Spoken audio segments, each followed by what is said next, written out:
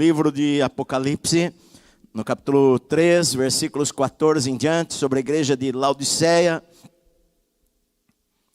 E se estas cartas, estas 7 igrejas, que eram igrejas reais, que eram da Ásia Menor, que hoje estas cidades ficam na Turquia, e se estas 7 igrejas representam toda a história da igreja, nós estaríamos aqui na última parte, na igreja de Laodiceia. A partir do capítulo 4, o livro de Apocalipse, ele fala do céu no capítulo 4 e capítulo 5, e depois no capítulo 6 em diante, ele começa a falar da grande tribulação na terra. A igreja de Cristo já foi arrebatada. Então essa é a última parte da igreja antes do arrebatamento, antes de Jesus voltar para buscar a sua igreja. É a última carta às 7 igrejas da Ásia, aqui no livro de Apocalipse, capítulo 4, versículo 14 ao 22, diz assim: ao anjo da igreja em Laodiceia escreve: estas coisas diz o Amém, a testemunha fiel e verdadeira, o princípio da criação de Deus. Conheço as tuas obras, que não és frio nem quente. Quem dera fosses frio ou quente. Assim, porque és morno e não és quente nem frio, estou a ponto de vomitar-te da minha boca. Pois dizes: estou rico e abastado e não preciso de coisa alguma. E nem sabes que tu és infeliz, sim, miserável, pobre, cego e nu. Aconselho-te que de mim compres ouro refinado pelo fogo, para te enriqueceres, vestiduras brancas para te vestires, a fim de que não seja manifesta a vergonha da tua nudez, e colírio para ungires os olhos, a fim de que vejas. Eu repreendo e disciplino a quantos amo. Sê, pois, zeloso e arrepende-te. Eis que estou à porta e bato. Se alguém ouvir a minha voz e abrir a porta, entrarei em sua casa e cearei com ele e ele comigo. Ao vencedor dar-lhe-ei sentar-se comigo no meu trono, assim como também eu venci e me sentei com meu Pai no seu trono. Quem tem ouvidos, ouça o que o Espírito diz às igrejas. Amém. Pai querido, em nome de Jesus, eu peço que o Senhor fale conosco através da Tua palavra. Espírito Santo, nós abrimos o nosso coração para o Senhor, transforma a nossa vida. Que esta mensagem, Senhor, seja para mim, seja para cada um de nós, cada um dos irmãos em suas casas. Ó Deus, que nós não possamos apenas aprender com o nosso intelecto, mas que esta palavra penetre no fundo do nosso coração, no nosso espírito, e transforme nossa vida, e traga transformação, libertação, cura para o coração. Traga, Senhor, novidade de vida, traga despertamento para nós nesta noite, em nome do Senhor Jesus, em nome de Jesus. Amém, amém. Glória a Deus, amém. Queridos, talvez esta seja realmente a última mensagem, era a última mensagem de Jesus às igrejas da Ásia, e depois disto, as visões que o apóstolo João tem são do céu e são do período de grande tribulação que vai haver sobre a terra, e a semana que vem eu vou começar esta parte. Mas muitos acreditam que estas mensagens das igrejas, elas se aplicam a períodos da história da igreja. E com certeza, em todos os períodos da história da igreja, houveram igrejas que viveram estas coisas que estão escritas aqui no livro de Apocalipse. 2 igrejas apenas não recebem reprimenda do Senhor Jesus.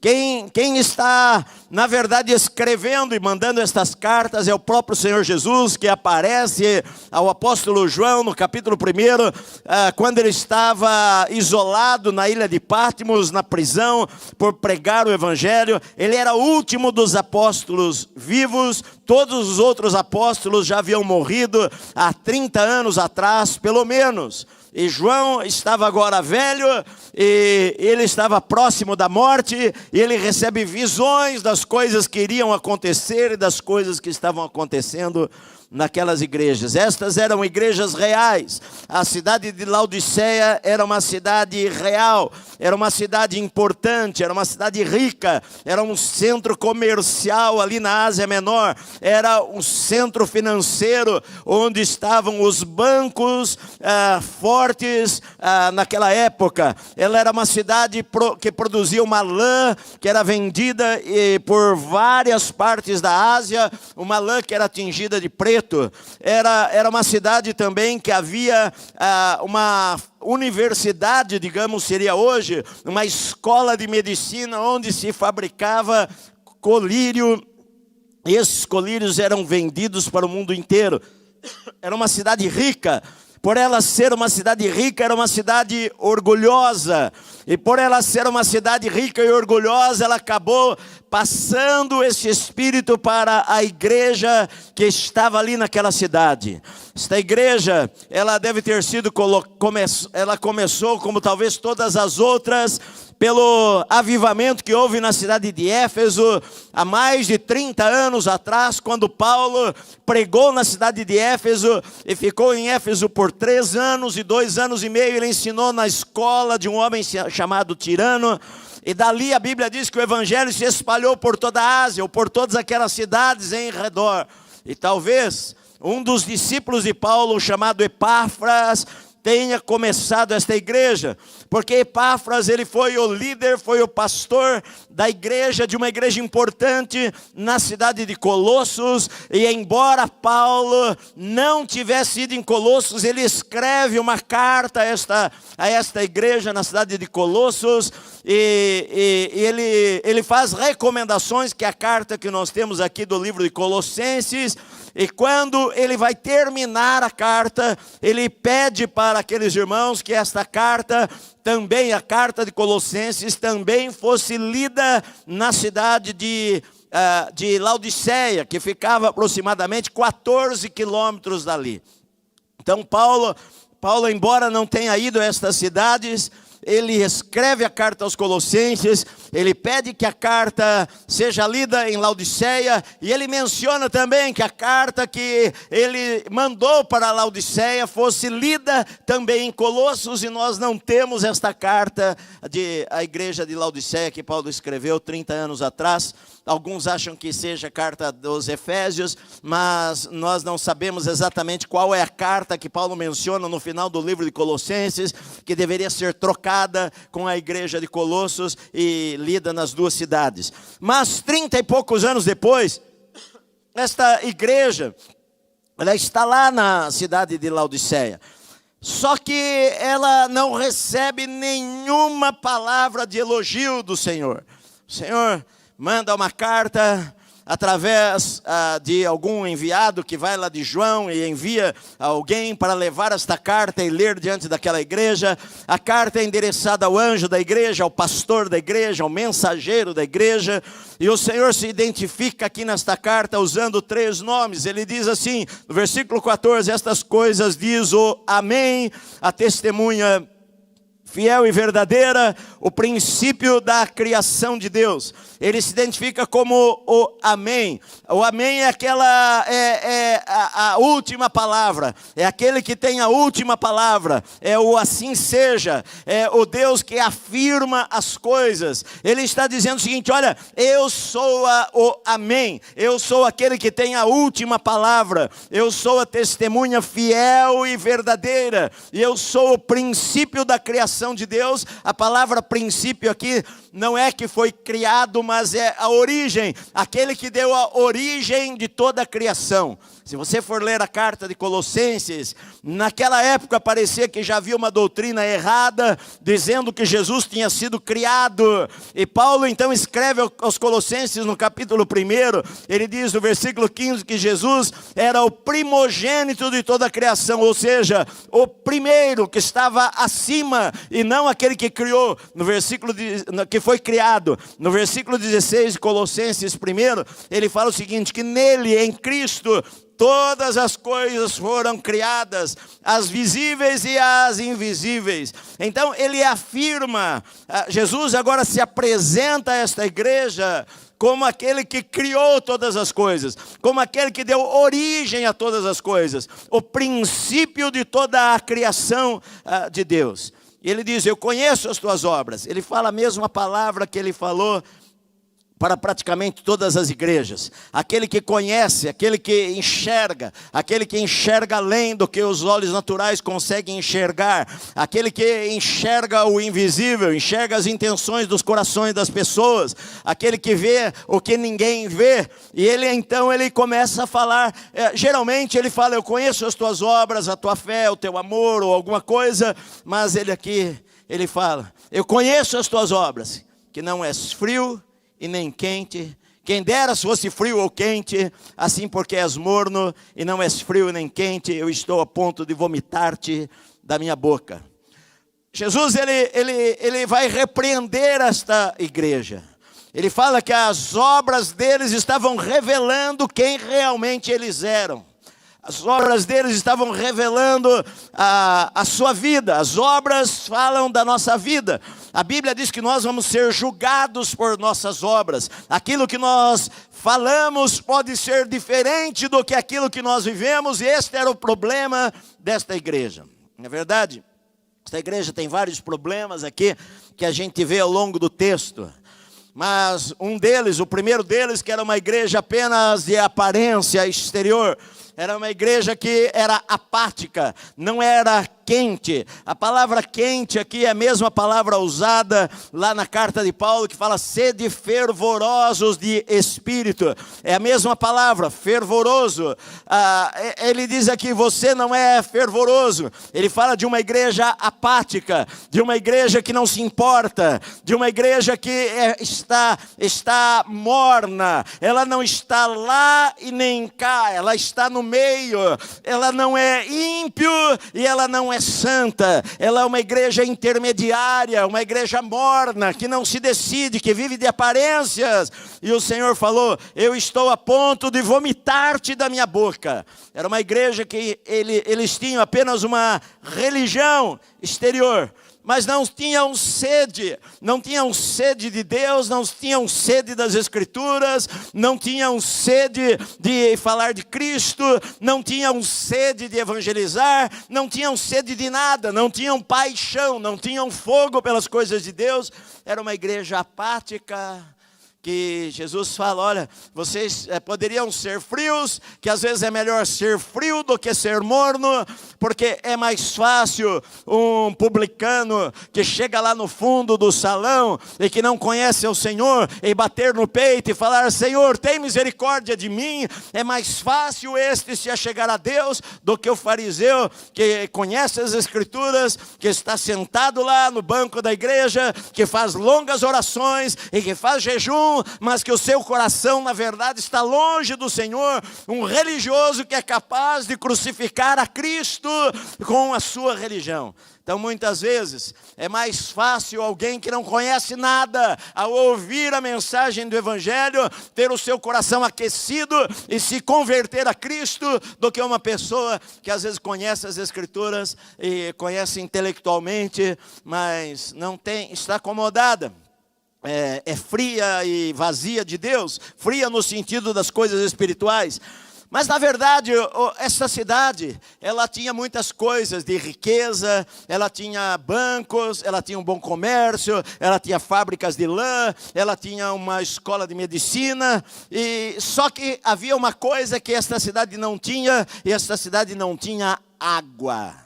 E a arqueologia descobriu aquedutos subterrâneos, tem foto na internet de aquedutos, de canos, que transportavam água de duas cidades que ficavam próximas a Laodiceia. Uma delas era a cidade de Hierápolis, que ficava ao norte, mais ou menos 9 quilômetros dali, e essa cidade até hoje é um lugar onde tem águas quentes. As águas de Hierápolis eram usadas como águas medicinais. A temperatura chegava a 50 graus centígrados, então eles buscavam a água de um aqueduto, e fizeram um aqueduto ligando a água de lá de Hierápolis e vindo até a cidade de Laodiceia. Só que acontece o seguinte, esta água quando saía de lá quente, ela passava por 9 quilômetros, e quando ela chegava na cidade de Laodiceia, esta água estava morna, provocava vômito. Do outro lado tinha a cidade de Colossos, que era conhecida por uma região de águas frias e geladas, águas refrescantes. E eles então fizeram um aqueduto também para trazer a água de Colossos até a cidade de Laodiceia. Só que ao longo de 14, 15 quilômetros de distância, a água que saía fria chegava na cidade de Laodiceia morna. E Jesus usa esta palavra, que vocês às vezes vão tomar a água que vocês tomam e produz ânsia de vômito. Eu estou nesta situação diante da fé de vocês, da vida de vocês, eu estou a ponto de vomitar. Na verdade, o problema da água deles não era em si a temperatura é um resultado, a temperatura era uma consequência. O problema da água deles era o problema da distância da fonte, e não a temperatura da água. A fonte era longe demais, e quando chegava lá estava morno. Era esta a mensagem que o Senhor Jesus queria dar para eles, que eles estavam longe da fonte, eles estavam longe da fonte de águas puras, cristalinas, e isto fazia com que fosse uma igreja sem sal nem açúcar, fosse uma igreja apática, fosse uma igreja morna. E o Senhor falou, por causa disto, eu estou a ponto de vomitar vocês da minha boca. Na verdade, esta igreja aqui tinha um outro problema, que era de orgulho. Era uma igreja orgulhosa. É quando você tem todas as coisas. No ano 60 da era cristã, houve um terremoto muito grande naquela região e destruiu a cidade de Laodiceia. E Roma mandou recursos para reconstruir a cidade. E eles lá da cidade, os governantes da cidade, devolveram os recursos para Roma e escreveram uma mensagem para eles, falando, nós não precisamos de nada, nós não precisamos de ajuda. E eles sozinhos reconstruíram aquela cidade. Este era o espírito que havia. E diz aqui no versículo 17, o Senhor fala, vocês dizem, eu estou rico e abastado, e eu não preciso de coisa nenhuma. O orgulho deles, a autossuficiência, eu tenho, eu não preciso, eu posso fazer, eu consigo fazer. A falta de dependência de Deus, as palavras que eles falavam, como várias pessoas na Bíblia falaram, e o Senhor diz que a soberba ela precede a ruína, a altivez de espírito precede a queda. Não eram gente humilde para adorar ao Senhor. Sabe, às vezes as pessoas ficam preocupadas mais com a forma do que com a simplicidade. Às vezes a igreja de Cristo precisa tomar o cuidado para não olhar muito apenas para a aparência exterior do seu prédio, das suas cadeiras, das suas coisas, e não colocar o seu coração nas coisas que não são as coisas importantes, mais importantes. Essas coisas não quer dizer que não sejam importantes. Todos nós queremos ter um bom local, todos querem colocar uma boa imagem da sua igreja, hoje no Instagram, nas redes sociais, colocar uma foto bonita e essas coisas, mas nós temos que tomar cuidado, porque estas não são as coisas mais importantes para Deus, porque Ele fala, eu conheço você, e Ele olha onde ninguém olha. Então nós podemos dar a aparência de algo que não é a realidade, não é aquilo que seja verdadeiro. Na verdade, eles eram orgulhosos, eles se achavam.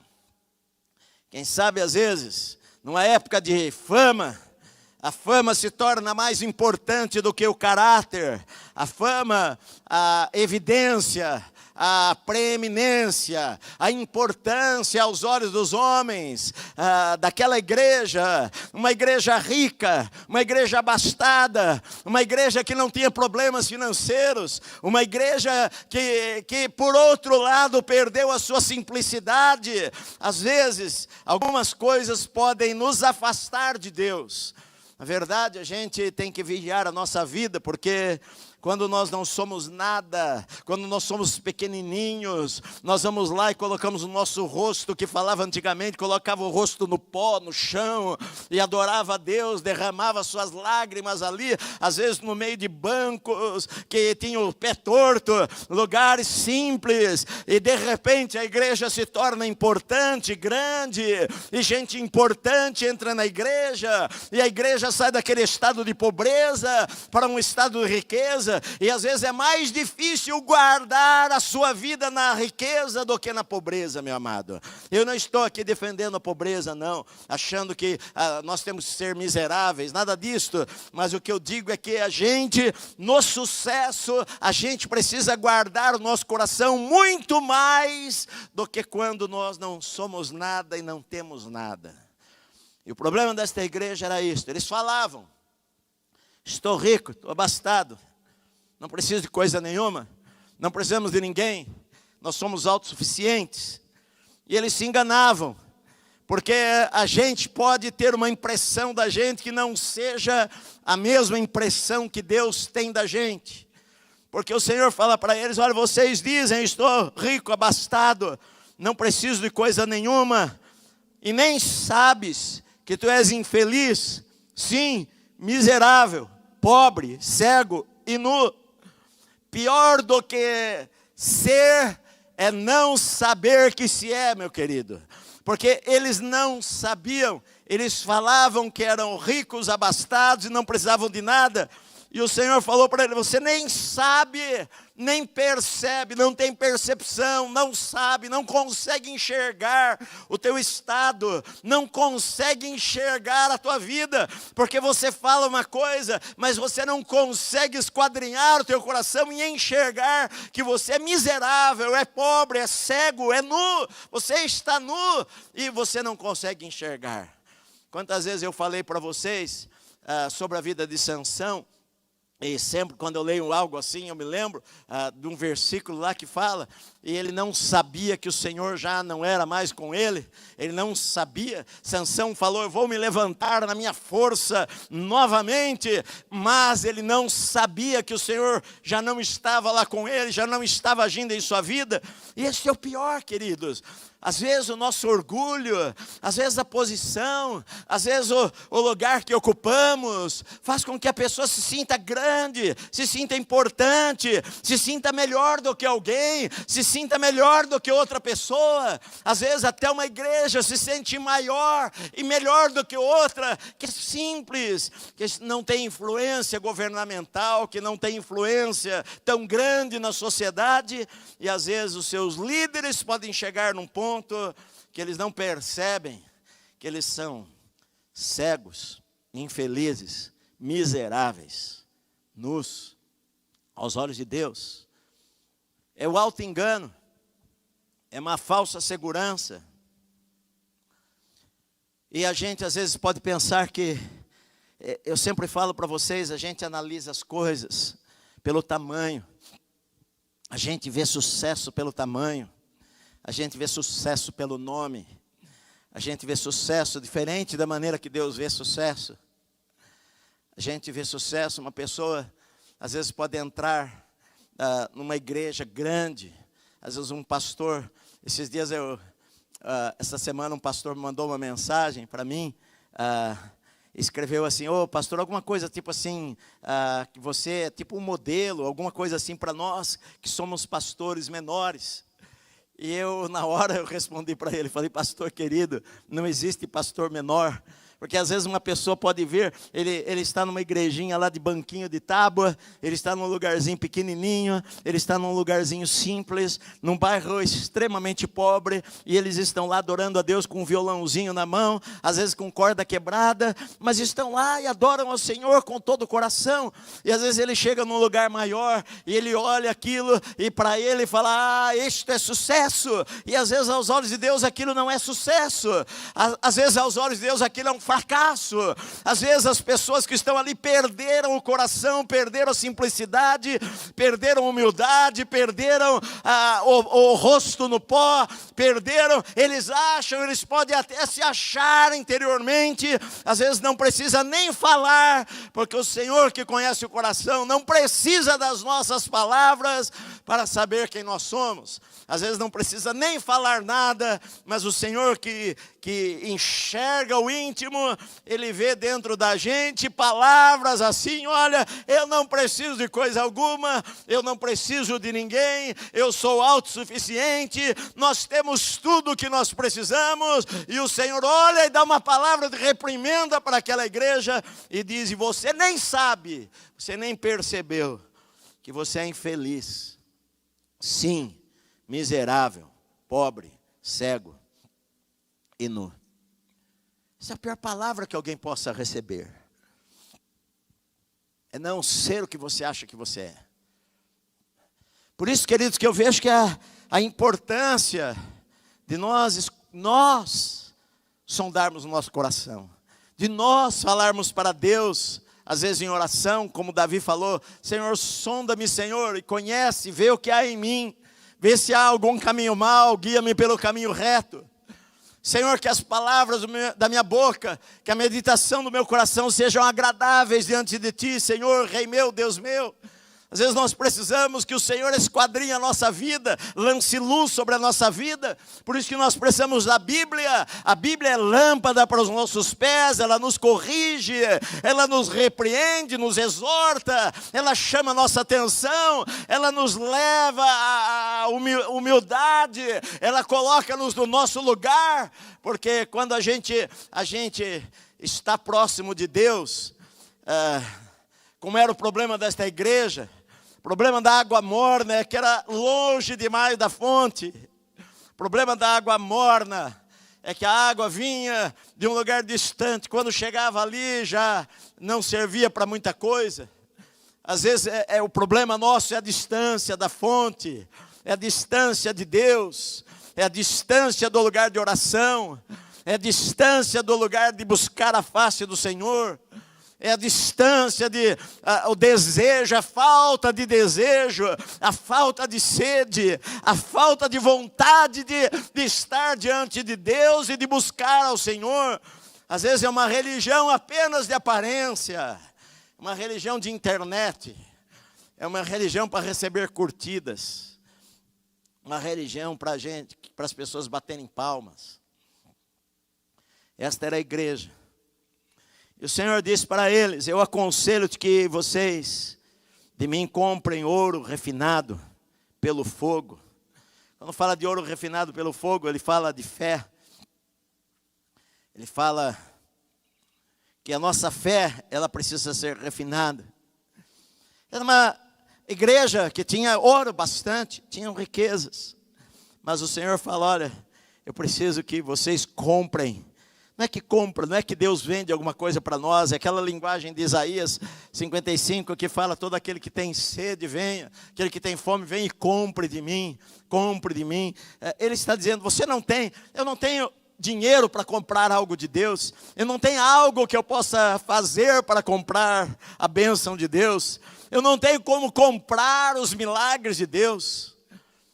Não adianta.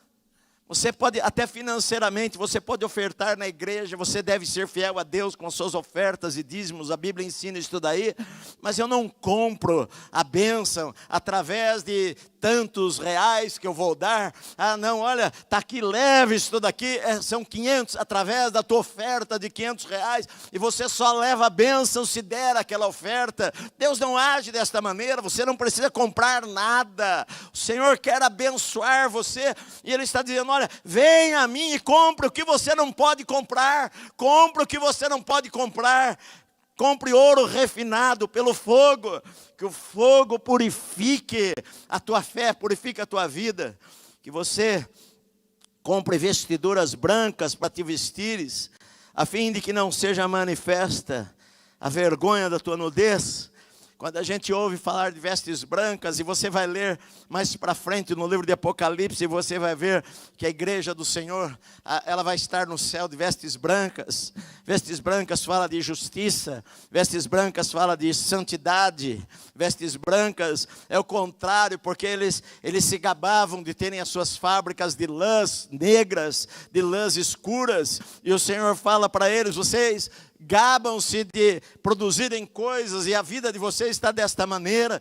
Eu quero que vocês comprem santidade, busquem retidão, busquem a justiça. Jesus, ele falou: bem-aventurado aquele que tem fome e sede de justiça. A igreja de Cristo é um lugar onde se busca justiça na sociedade, é a voz da sociedade, é a voz daquele que é injustiçado. E ele está dizendo: olha, eu digo para vocês, eu te aconselho que você compre de mim ouro refinado pelo fogo, para que te enriqueça, vestes brancas para te vestires, e colírio para ungir os teus olhos, a fim de que você veja. Que faltava para eles era visão, eles não tinham visão. Às vezes a gente olha para o lado errado e a gente não enxerga as coisas, a gente não enxerga o nosso estado, a gente não enxerga a nossa vida. Era o caso deles. Eles enxergavam apenas o exterior, tudo estava bem, tudo estava maravilhoso.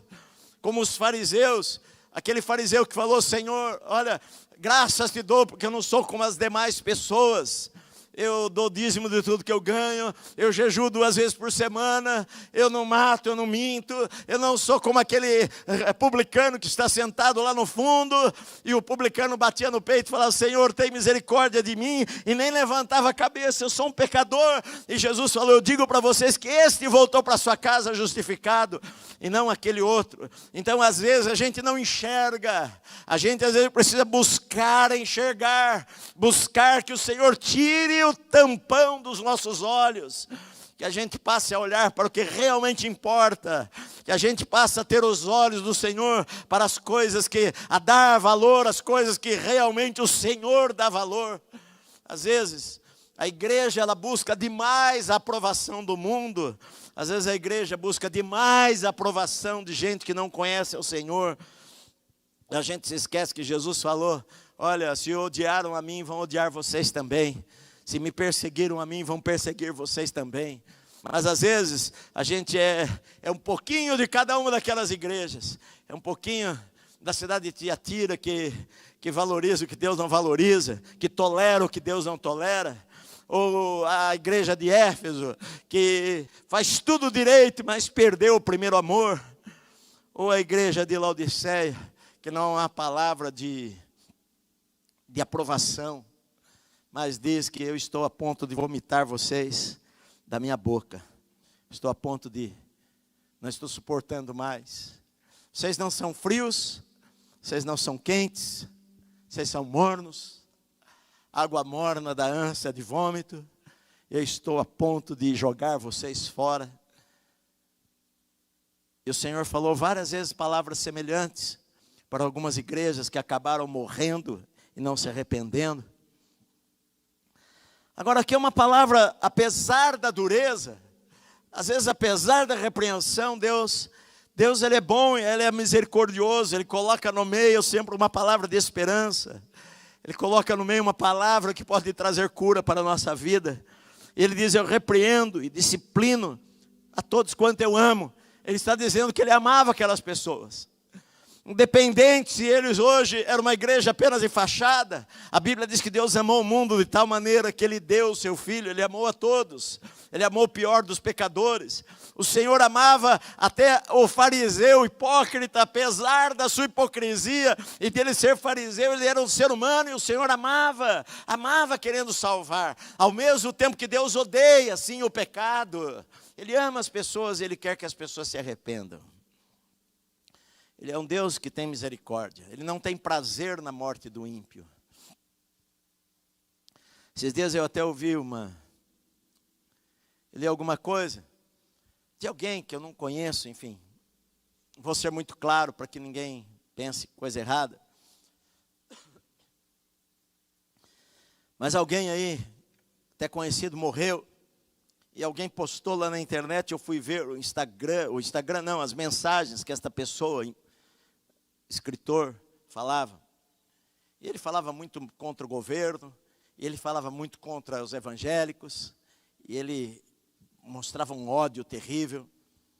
E ele falava, espero que todos morram de Covid, se Deus existisse, Deus matava todo mundo. E ele morreu a semana passada, sei lá, morreu de Covid. E aí eu vi os comentários de pessoas até que se dizem evangélicas, talvez, né? Falando, agora você viu que Deus existe, está aí com o capeta. Agora você morreu, teve o fim que merecia. Agora você isso e aquilo. E falando coisas assim. Agora o diabo te abraçou já. E eu fiquei pensando, falei, Deus não tem prazer na morte de ninguém.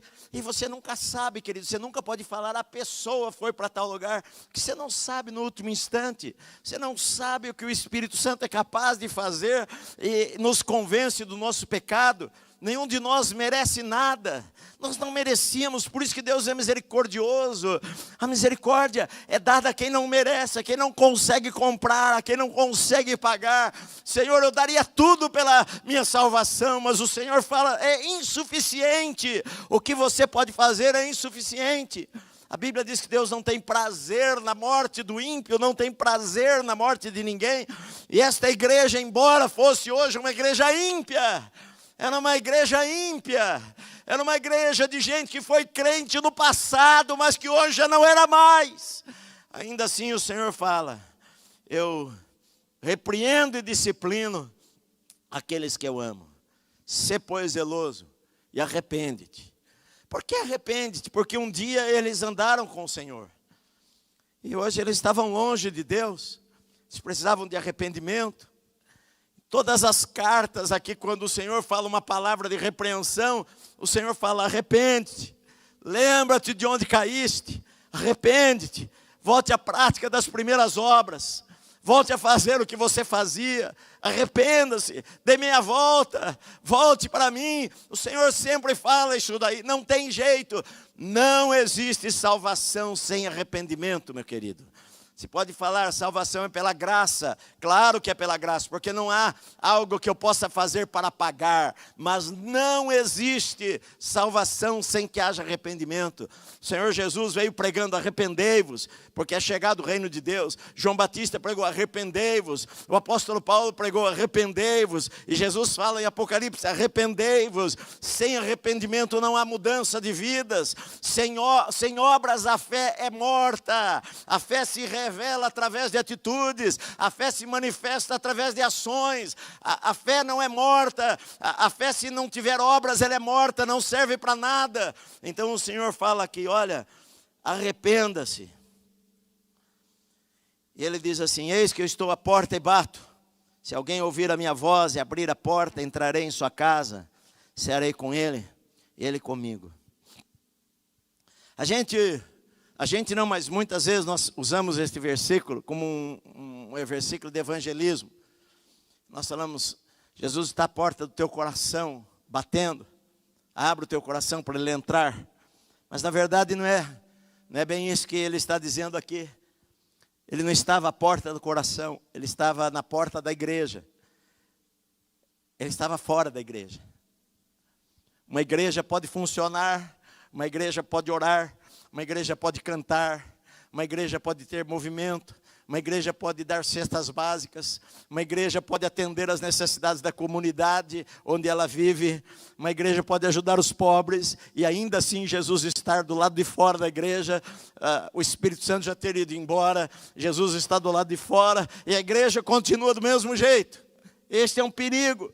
E o Senhor fala que eu estou à porta, Jesus está do lado de fora desta igreja, mas ele está lá batendo, e ele fala, se alguém pode ser qualquer pessoa, se alguém perceber, se alguém enxergar, se alguém ver, se alguém resolver, vamos abrir a porta desta igreja para o Senhor. Meus irmãos, o jeito que nós estamos vivendo não está certo. Meus irmãos, nós precisamos nos arrepender e nos voltar para Deus. Meus irmãos, nós temos uma igreja de fachada. Se alguém que está lá ouvir a minha voz e abrir a porta, eu vou entrar nesta casa, eu vou entrar de novo nesta igreja, e eu vou cear com Ele, e Ele vai cear comigo. Interessante que a palavra cear aqui no grego é deipinon, que era a última refeição da noite. Era a última refeição antes de encerrar aquele período, de encerrar aquele dia. Antes de vir a noite escura sobre a terra, esta ceia era a última refeição. E me parece que aqui é uma palavra profética de Deus, que era a última chance. A partir do capítulo 4, a gente não vê mais igreja na terra. A partir do capítulo 4, a gente vê o céu, a gente vê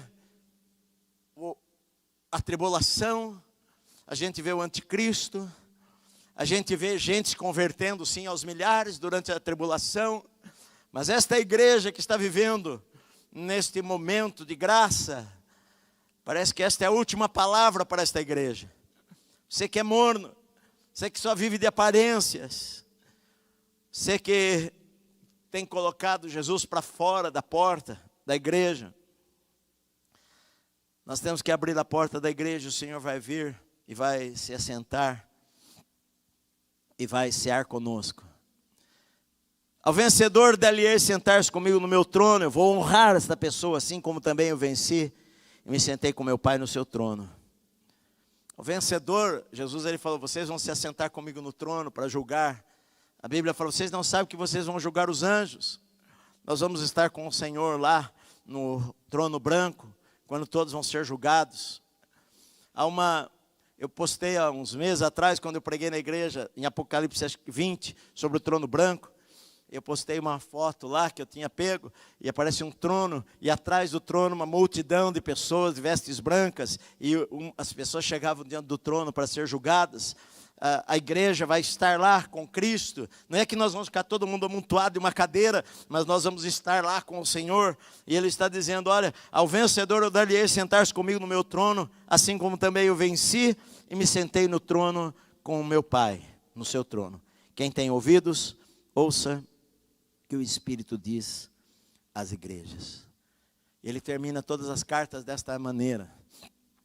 Quem tem ouvidos, ouça que o Espírito diz às igrejas. Foram 7 mensagens. 7 mensagens. A igreja durante este período de 2000 anos, todas as igrejas locais se encaixaram em algum lugar aqui. Todas as épocas da igreja.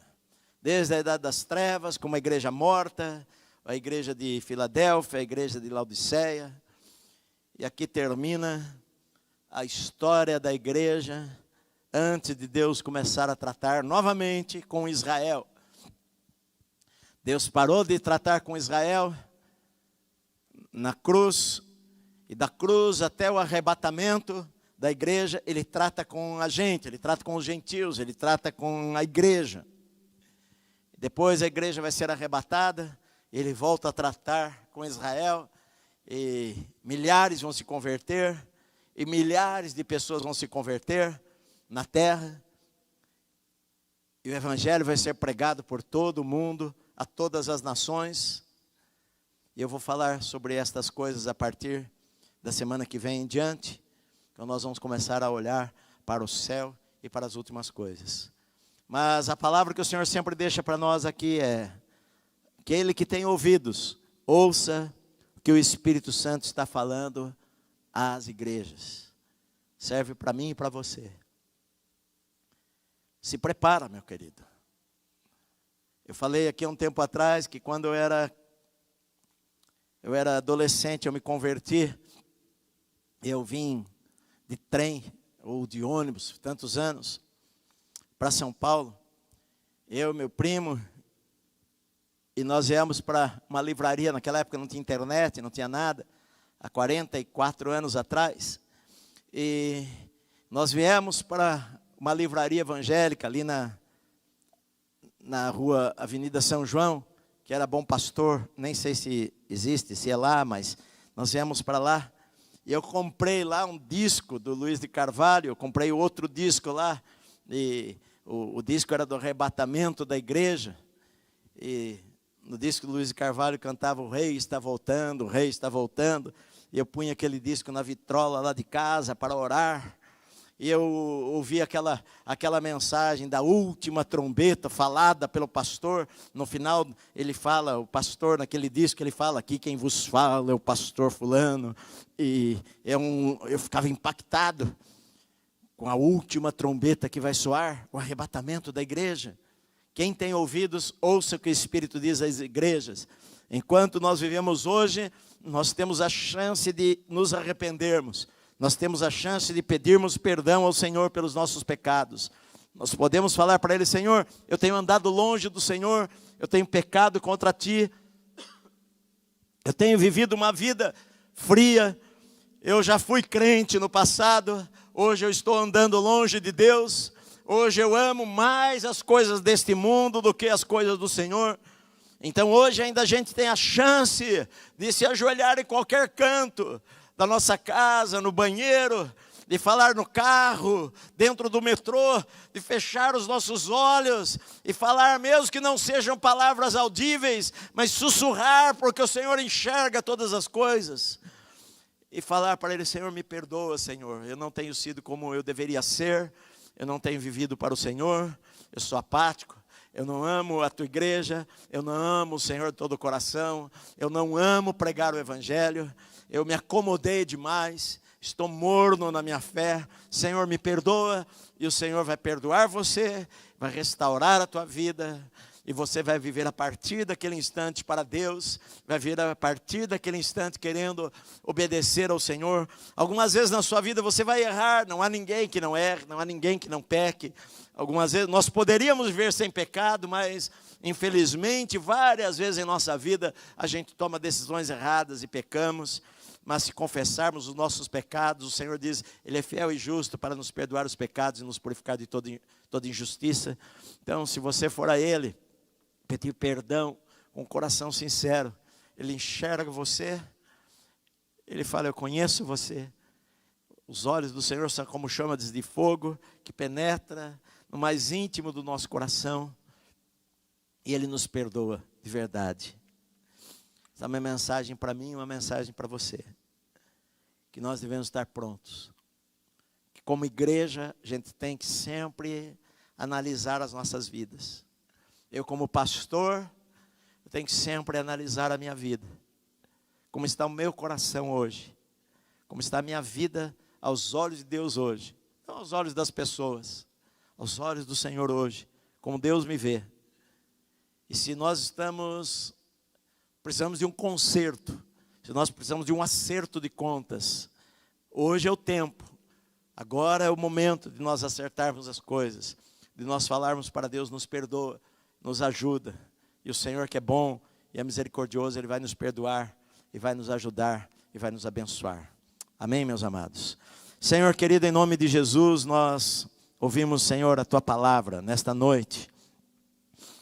Senhor, nós ouvimos 7 palavras às igrejas, que todas nos chamam para nos aproximarmos de Ti, Senhor. É o que nós queremos em nossa vida, é nos aproximar de Ti, Senhor. Perdoa, Senhor, os pecados, perdoa os nossos pecados, perdoa, Senhor, pelo poder do sangue de Jesus, os pecados de cada pessoa, Senhor, que realmente confessa no seu coração e confessa diante do Senhor e pede a Tua misericórdia. O Senhor é cheio de misericórdia para perdoar e nos limpar e nos purificar e nos santificar. Que nós possamos nos vestir de vestiduras brancas, que nós tenhamos uma fé pura e simples, que nós tenhamos olhos para enxergar e que nós possamos ver as coisas como o Senhor vê, ó Deus, e podemos ter uma visão correta das coisas. Que nós possamos ter um coração humilde para reconhecer que algumas vezes nós podemos estar vivendo de uma maneira que não é o que o Senhor tinha para as nossas vidas, Pai. Senhor, perdoa cada pessoa, restaura, cura. Aquele que está longe do Senhor, perdoa os seus pecados, que ele possa se aproximar de Ti. Que aquela pessoa que não conhece a Ti ainda, Senhor, que ouvir esta pregação possa se arrepender e se voltar para o Senhor, e deixar que Tu entres no seu coração e seja o Senhor da sua vida, o Salvador da sua vida. Perdoa, Senhor, seus pecados. Nós pedimos, Senhor, nesta noite, em nome do Senhor Jesus. Amém, Senhor. Amém. Amém, Deus.